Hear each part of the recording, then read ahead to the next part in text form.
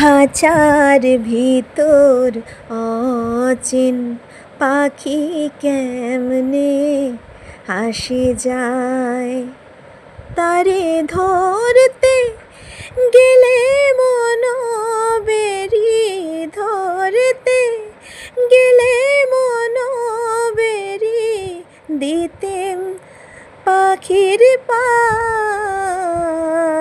কেমনে আসে যায়। হ্যালো, নমস্কার, কেমন আছেন সকলে? আবার একটা নতুন ভিডিওতে সকলকে জানাই অনেক অনেক স্বাগত। দীর্ঘ দবদহ গরমের পরে চলে আসলো বৃষ্টির ছোঁয়া। একদম অনেক দিন পরে পেলাম বৃষ্টির ছোঁয়া।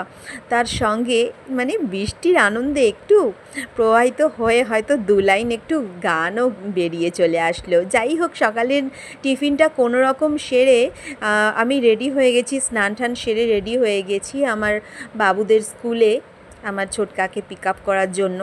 আর আমি পিক আপ করে ঘরের দিকে রওনা হয়েও গেছি। তার সঙ্গে সঙ্গে কিছুটা একটু ভিডিও করে নিলাম, কারণ আমার অডিয়েন্স, আমাদের যারা আমার প্রিয় অডিয়েন্স রয়েছেন, যারা আমার ভিডিও দেখার জন্য অপেক্ষায় রয়েছেন, তাদের জন্য একটু তো সময় নিশ্চয়ই বের করতে হবে। অবশ্যই এই সময়টা আমি যে ভিডিও করি অনেকের হয়তো সেটা অসুবিধা হলেও কিন্তু আমার কিন্তু ভীষণই ভালো লাগে।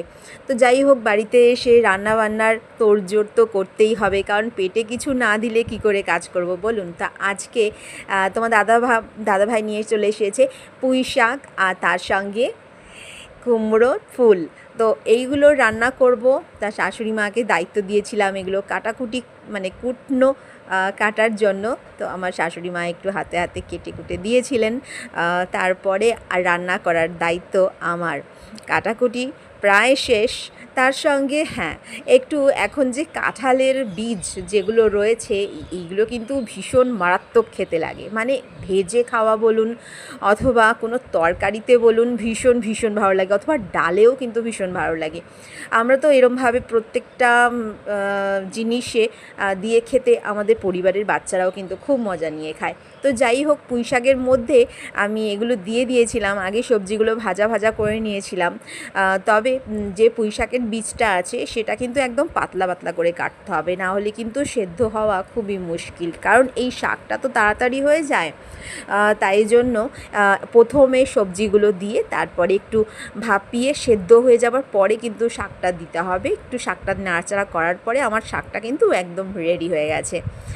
তো যাই হোক, বৃষ্টির দিন যেহেতু, তাই ভাবলাম এই পুঁই শাকের সঙ্গে বেশ খিচুড়ি বেশ ভালোই যায়, তাই তার সঙ্গে আর কোনো কথা হবে না।